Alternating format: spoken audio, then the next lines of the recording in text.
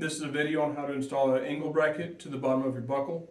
That way you can install it in the factory mounting position in your vehicle.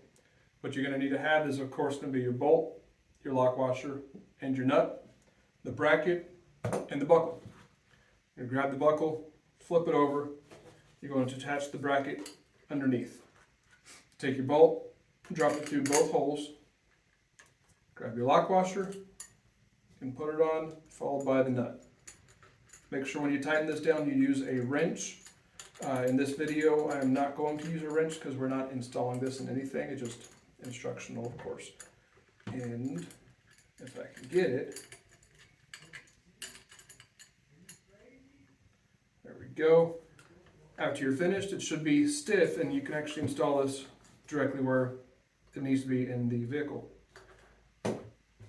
Attach the cover and you're good to go. If you have any questions, give us a call at 405-736-0088 or send us an email through the website and we'll help you out.